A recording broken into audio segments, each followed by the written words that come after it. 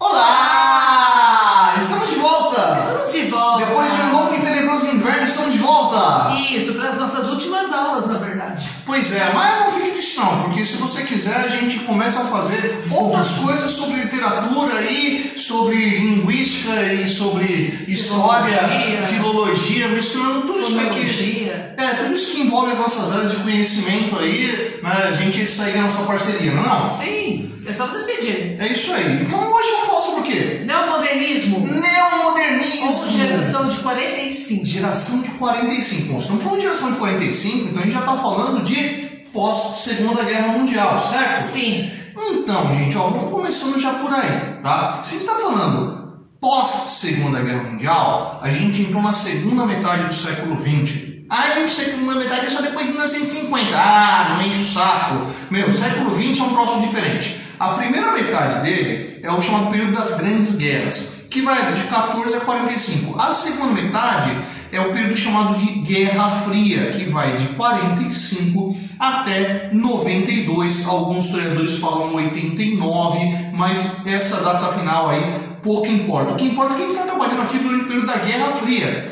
Ou seja, acabou a Segunda Guerra Mundial, aquela galera do eixo fascista caiu na Segunda Guerra Mundial, deixou uns sobreviventes aqui, uns sobreviventes ali, mas a gente entrou numa nova configuração. E que configuração é essa? É a configuração da tensão entre o lado capitalista, guiado pelos Estados Unidos, e o lado socialista, guiado pela União Soviética, que vai deixar uma série de reflexos aí, certo? Sim. E no Brasil? Brasil é um caso bastante específico, né? Porque Brasil, ele vai ter ali duas fases que vão marcar esse momento, né? O período chamado da experiência democrática, que não tem um nome muito bem definido para isso aí, né? Mas que é o período que vai lá da queda do Vargas, né, até o golpe de 64, com Vargas aí no meio do caminho ainda, né, porque ele sai mais alto, então é bastante influenciado pela política varguista, e depois de 64 até 85, de novo uma discordância de historiadores ali, alguns falam até 89, né, que é o período da ditadura militar. Então você tem ali um bloco de readaptação da política brasileira dentro desse contexto da Guerra Fria. Exatamente. E aí, quando a gente está falando desses contextos, a gente está falando justamente de reforma agrária e urbana, de analfabetismo, de mudanças da política fiscal e social, e isso acaba refletindo também nas obras, né? Então a gente já percebeu, né, dentro já da geração de 30, que nós tivemos ali uma grande influência social dentro das obras ali, falando de Jorge Amado, falando de... eu ia falar de João Cabral de Melo Neto, é dessa linha aqui, de Carlos Drummond de Andrade. Mas aí a gente percebe que a gente vai ter a continuação do neorrealismo aqui na geração de 45. Ou seja, esses temas sociais vão continuar presentes, essas questões do regionalismo também vai, né? Só que agora vai trazer inovações.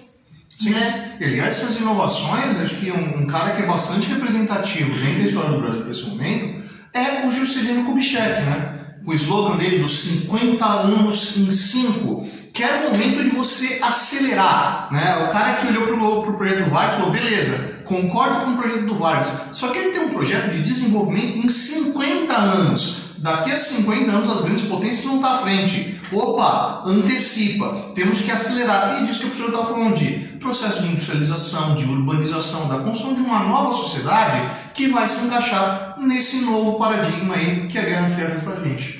E assim, falando de novo, né, a gente vai ter justamente autores que vão trazer o novo para a literatura, uma nova visão, expandindo aí aquilo que teve de ruptura lá na geração de 22, né? Então a gente vai ter ali as inovações temáticas linguísticas do Guimarães Rosa, a gente vai ter uma prosa mais intimista e uma investigação psicológica, né, dentro da Clarice Lispector, e o realismo fantástico ou realismo mágico ali, hiperrealista, né, mexendo com a questão do sonho, da fantasia, da loucura, da lenda, do mito, né, fora uma poesia mais construtivista, assim, mais construída, né? Eu vou depois explicar isso para vocês, com João Cabral de Melo Neto, que eu já estava dando spoiler aqui antes, né?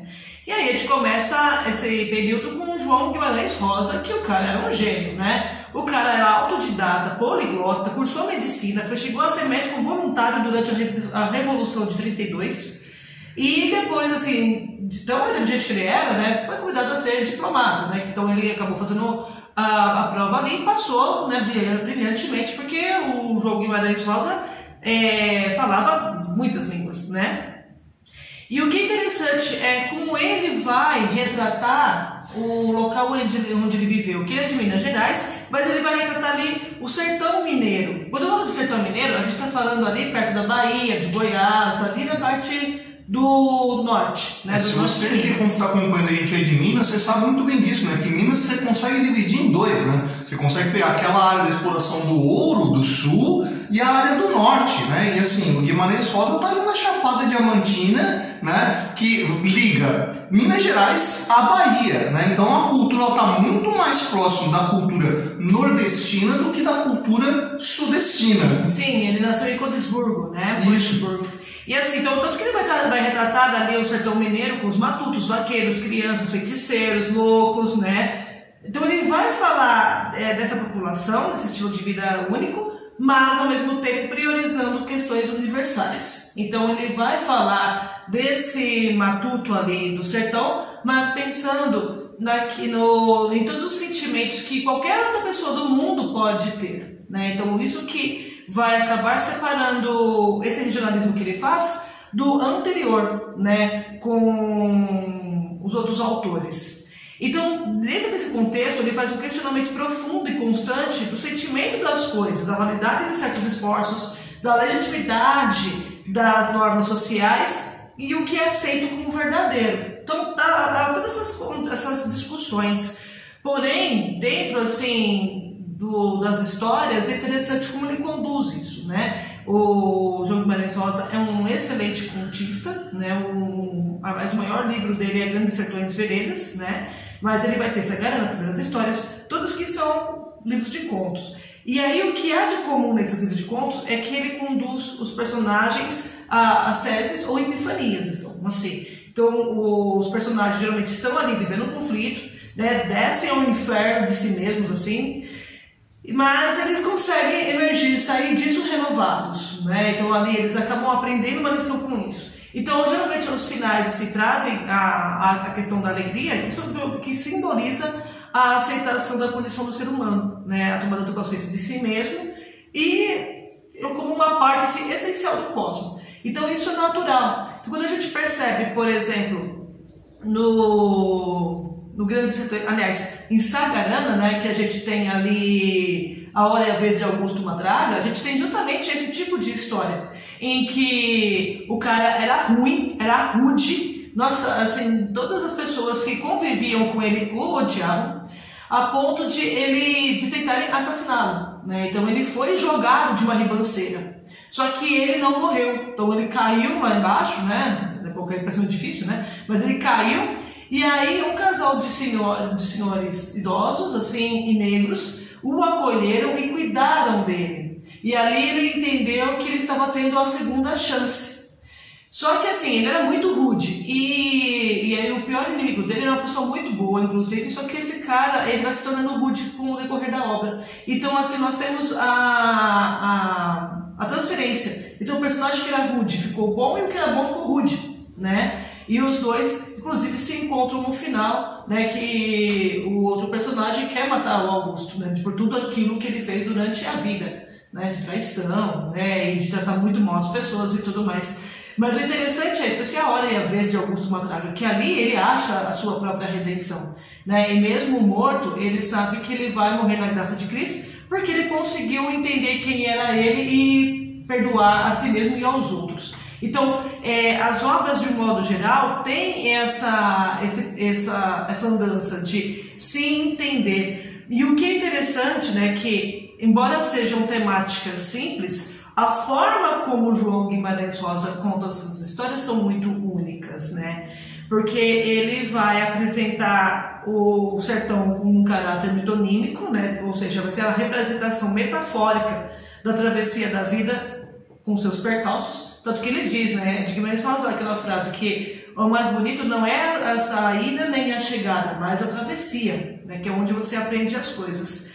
E ele vai trazer ali, o que vai ser o grande diferencial dele, a incorporação do falar coloquial do sertanejo, mostrando ali expressões e ditos populares que são incorporados em toda a obra, e a utilização, mesmo sendo prosa, né, de recursos poéticos. Então, na prosa poética dele, ele usa literação, gradação, reiteração, ritmos que lembram efeitos obtidos nas métricas e rimas. Tanto que tem um trecho do livro, né, que ele vai contando sobre o andar dos bois, que parece que você está realmente ouvindo os passos do boi, assim, que é uma coisa bem rítmica, que ele consegue colocar na prosa. Sim, mas aí a questão é mais sertaneja. O rítmico lá do José de Alencar era uma coisa mais poética, mais sonora de canção. Aqui não, é a questão da própria... É a marcha do boi.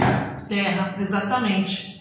Ele traz uma recorrência de silexo de número, então assim, a gente vamos aparece tranquilamente na obra dele, porque é o falar do sertanejo, né? É, falar popular, né? Quantas pessoas você não conhece que fala assim? Sim, então assim, você fala das rupturas sintáticas, porque as pessoas, de um modo geral, não falam o tempo todo sujeito, verbo, complemento. Então, há umas rupturas ali que você consegue compreender e vamos embora, né? Se você entende o Yoda, dá pra entender. Sim, tanto que ele fala, tem um trechinho lá que ele fala, né? Dono dele nem sei quem for, dono dele nem sei quem for. Assim, e saiu. Completamente anárquica a ordem da fala, mas você compreende. Você compreende completamente, né? O uso da derivação imprópria. Então, aí que entra as grandes analogias, inclusive do Guimarães, né? Tem um outro trecho que ele fala: o pássaro que se separa de outro vai voando a Deus o tempo todo, vai voando a Deus. Então, assim, então a palavra Deus ele transformou aqui como se fosse num advérbio, né? Vai voando a Deus, ou seja, ele vai indo embora o tempo todo. E neologismo, né? Falei analogia. Eu falei analogia agora? Não, foi analogia. Falei neologismo mesmo? Isso. Ah, ótimo, graças a Deus, porque eu pensei que eu errei a palavra, né? Porque é o neologismo mesmo, né? Que é a inversão das palavras, que ele vai inventando as palavras por composição, derivação, adaptação de palavras estrangeiras, atribuição de novos sentidos às palavras usuais, né, dentro de uma outra contextualização. Tanto que quando o Museu da Língua Portuguesa foi aberto aqui em São Paulo, né, foi muito bacana porque a primeira exposição foi justamente de João Guimarães Rosa. Então, assim, porque eram 3 andares, né? Então tinha um andar que as obras ali... Itinerante. Era itinerante, elas passavam um tempinho, depois de uns 3 meses mais ou menos, mudava para um outro autor. E assim, e os papéis de João eram muito rabiscados, assim, porque ele brincava mesmo com as palavras. Como ele era poliglota, ele conhecia muito o sentido, ele sabia até Esperanto. Então ele conhecia muito os sentidos das palavras, né? Então ele ali ficava fazendo um jogo de palavras, ficava brincando com isso e criando um novo. Então, assim, na primeira exposição, tem algumas fotos na internet se vocês quiserem ver, tem as folhas dele, né, com os manuscritos. Então ele datilografava e estava lá as anotações dele nas mudanças e o que poderia ficar melhor. Ele era realmente um construtor do texto. E ali ele construía palavras como brumalva, né, que é a bruma alva. Né? Desfalam, o que eles falam? Desfalar. Deixar de falar. Exatamente. O caspquei, que é o caspita, né? Só que é o capsquei que ele usou. Então ali ele vai brincando com as palavras e trazendo, o que torna até a literatura dele um pouco difícil para quem não tem muita liberdade com a língua. Ele não consegue fazer muitas essas relações, porque às vezes é o dia a dia, é o falar do sertanejo mesmo que ele traz, junto com essas brincadeiras, que torna a compreensão do texto dele um pouco mais restrita, principalmente para essa pessoa é muito fechadinha, né? Aliás, deve ser horroroso traduzir Guimarães Rosa para outra língua, né? Ah, com certeza. Não, com certeza. Não, você fala da utilização de diminutivos, né? Aí é uma marca brasileira, inclusive, que ele utiliza pra caramba. Fora os aforismos, né? O aforismo, você sabe, que é a definição de coisas e de conceitos que soam como verdade. Por exemplo, ele usa ali, né? Dentro dos contos a gente acha vários aforismos. Um deles é assim, ó: moço, toda saudade é uma espécie de velhice. Ah, gente, é uma verdade isso, cara. O moço, Deus é paciência. O diabo, o contrário disso. Então, assim... Sabedoria popular. Sabedoria, e é lindo. O Guimarães Rosa, inclusive, ele é um grande inspirador do Mia Couto, assim, né? Então, ele Ele é até considerado um dos grandes autores, assim, depois de Machado de Assis, que o Machado de Assis é pela genialidade da ironia, né? E o João pela essa criação das palavras, que é uma coisa extraordinária. A outra pessoa que nós temos esse período que é sensacional também, sensacional mesmo, e tadinha, né? O pessoal vive colocando frases na boca dela que ela não disse, que é Clarice Lispector. Aliás, ela dizia muito pouco, mas tinha até língua presa. Mas tinha mesmo. A Clarice nasceu na Ucrânia, né? E aos 2 meses de idade veio para o Brasil. Então ela é brasileira, né? Então, desculpa, Ucrânia era nossa. E fixou-se no Rio de Janeiro, né? Depois ela mudou para o Rio de Janeiro, desculpa, em Recife, né? Primeiramente ela mudou em Recife, depois ela mudou, quando ela estava grandinha já, foi para o Rio de Janeiro. E aí ela se casou também com um diplomata, né? E assim, uma pessoa riquíssima de cultura. A Clarice, ela tem várias questões pessoais interessantes. Por exemplo, ela tinha que escrever, né? Aí ela chegou a fazer terapia e tudo mais, e a terapeuta dela disse: você precisa escrever, porque se não escrever, você enlouquece. Então era uma necessidade de Clarice fazer isso, né? Era incrível, assim. Então, ela escreveu sobre tudo essa também, né? Tudo mais ou menos, né? Ela tem uns... Ah, não, sim, ela não, ela é mais... Até escrita infantil ela tem, né? Sim, ela é mais um conto. Não, mas ela tinha, assim, as crianças dela, ela colocava geralmente a máquina de escrever dela no colo, enquanto as crianças estavam brincando, ela estava lá datilografando, aí falavam com ela respondia e continuava datilografando, assim, uma escrita contínua. E aí o que é interessante que a gente percebe, né, que muitas coisas que estão escritas na internet não são dela, porque o jeito dela escrever é único. Ela consegue deslocar o olhar do leitor para um novo ângulo, assim, e dentro dos processos interiores, ela consegue justamente dizer aquilo que a gente não consegue em relação àquilo que nós estamos sentindo aqui por dentro, né? E ali é como se fosse uma lente de aumento, ela consegue aumentar aquela sensação e demonstrar de uma forma, de um formato único, que não é qualquer pessoa. Então, muita gente acaba escrevendo uns textos que acha que é bonito, aí sabe que não vai ser lido, afinal de contas quem é, né? Quem é Maria José, por exemplo, e aí ela vai colocar uma Clarice Lispector achando que vai atender mais pessoas. Mas a gente conhece de longe a escrita de Clarice, né? Porque é justamente esse olhar sobre o psicológico que é único dela. Nenhum autor brasileiro consegue chegar nessa expectativa da Clarice, né? Assim, tanto que os personagens dela são compelidos a uma dolorosa viagem interior que não tem como fugir dessa intimidade radical assim, que ela traz. Então a gente vai ver sentimentos de solidão, abandono, culpa, júbilo, autoenfrentamento, inveja que trazem de si, sentimentos que são assim, colocados numa visão e ganham uma visão astronômica, assim, absurda de grande. E é que é o chamado de um instante já. Né? Tanto que o pessoal coloca o instante já enfim, instante já, que é aquele momento que ela consegue pegar e tornar assim, soberana. Tem um conto dela, caramba, eu vou esquecer o nome do conto, gente. Caramba, eu vou esquecer o nome do conto. Mas é sensacional, porque o que acontece? É a história de uma dona de casa, né? A dona de casa está lá, né? Os filhos estão na escola, ele está trabalhando, e ela já limpou a casa inteira. E aí ela conta, né, que meio que a felicidade da dona de casa é limpar os móveis. Então na hora que ela vê a poeira sobre o móvel, então dá até aquela felicidade de ir lá e limpar. E quando chega o final do dia que não tem mais o que fazer, ela precisa procurar o que fazer, porque é só assim ela se sente útil. Né? Só que aqui sou eu, Rosi, falando, Clarice Lispector, é sensacional. E aí ela vai fazer as compras, né? Pega um bonde e vai fazer as compras, né? Para poder chegar em casa. E aí ela tá lá no bonde com um pacote de compras e ela vê lá do de fora felicidade clandestina é outro. Eu esqueci esse. Tem alguma coisa a ver com amor. E aí ela vê no lado de fora do bonde um cego chupando um chiclete, mascando um chiclete. E aquilo é o instante já, que aquilo ali, ela para no tempo. Então ela está vendo o cego mascando o chiclete e aquilo é o instante já dela, porque ela para e ela começa a pensar o que é ela, quem é ela, sabe? E as pessoas falam, tá, mas daí é um cego chupando chiclete. Justamente porque é um cego. A sensação de um cego, mesmo que seja uma coisa simples, como saborear alguma coisa, é muito intensa. Ele está privado de uma outra sensação que é tão importante para a gente e o foco está todo em um elemento só. E ela, durante a viagem, né, na hora que ela vê, ela se toca disso. Então ela se toca que de repente aquele cego está com melhores sensações do que ela mesma. Isso não está explícito. Então por isso que a gente fala do psicológico. É a gente que compreende. E como isso, né, é elevado. E de repente o bonde parte e aí ela solta o pacote e quebra os ovos, aquela loucura e tal. E ela fica morrendo de vergonha, ela recolhe e vai a pé até em casa. E nesse a pé ela vai revendo toda a vida e o sentimento, vai vendo todos os sentimentos. Então é um conto sensacional, que eu falando aqui não tem a menor graça. Mas Clarice consegue.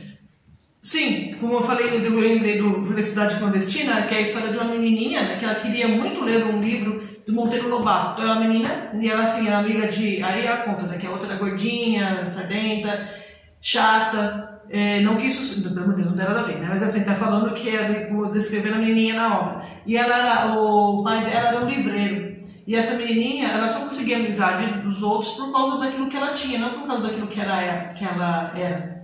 E essa outra menininha queria pegar emprestado o livro que ela falava que ela tinha reinações de narizinho.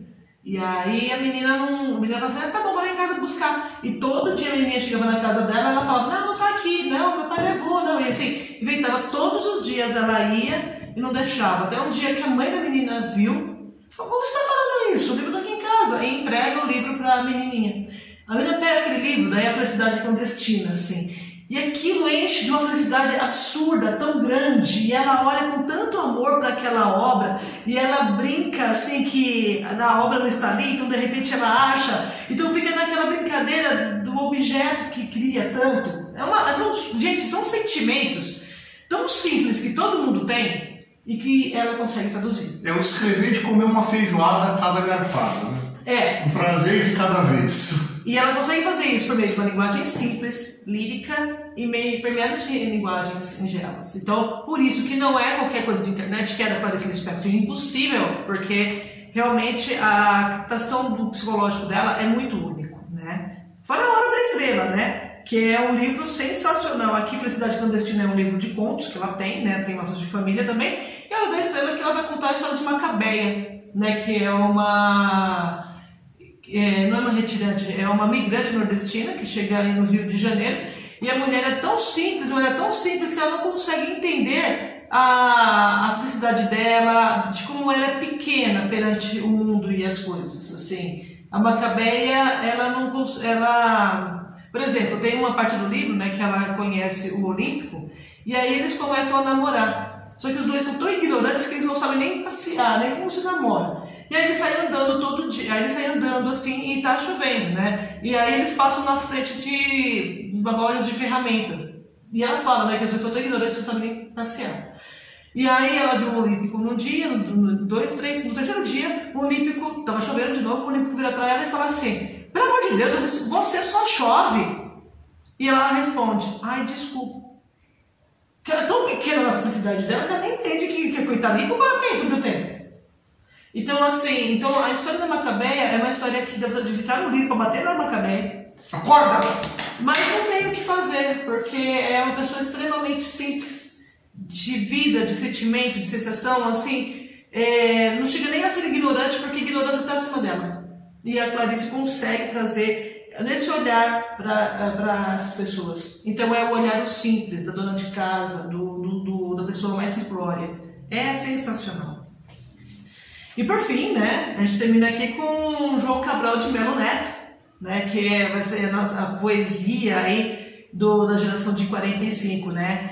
O João Cabral de Melo Neto, ele recebe uma forte influência de Carlos Drummond de Andrade, tanto que o livro de poemas dele, Pedra do Sono, tem muito dessa questão ainda da geração de 30, 22, 30 e 45, da geração de 30.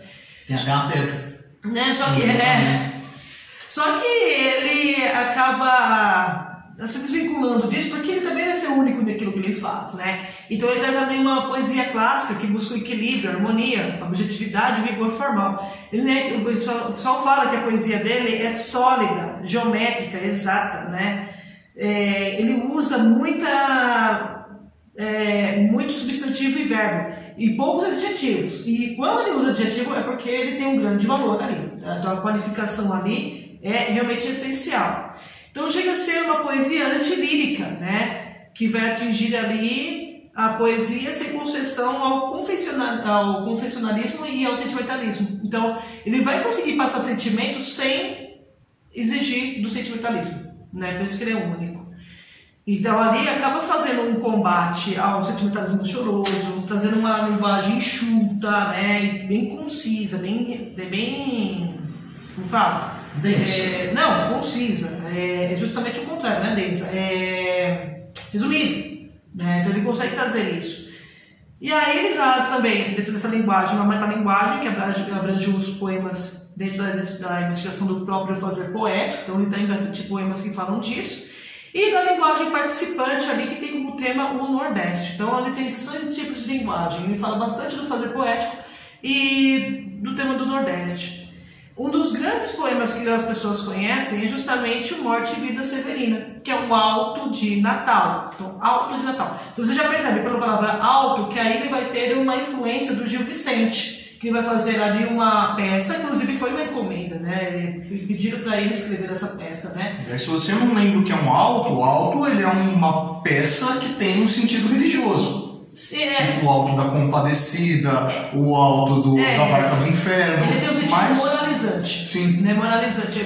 Não necessariamente ele precisa ter a religião, mas ele tem ele nasce com uma ideia ligada à fé. Sim. Né? E aí ele vai fazer justamente o Alto de Natal, porque a obra em si vai contar a história do retirante nordestino, que ao final, que ele passa por todo aquele sofrimento, mas ao final ele encontra a vida nova, o nascimento, né? Que foi um bebê que ele nasce, e ali ele vê a esperança que como se o bebê fosse a representação de Jesus Cristo, porque ele consegue chegar em Recife, inclusive. Então ele vem ali tentando seguir o rio Capibaribe para poder encontrar, fugir da seca mesmo, né? E aí a fuga da seca é justamente o nascer de uma nova esperança.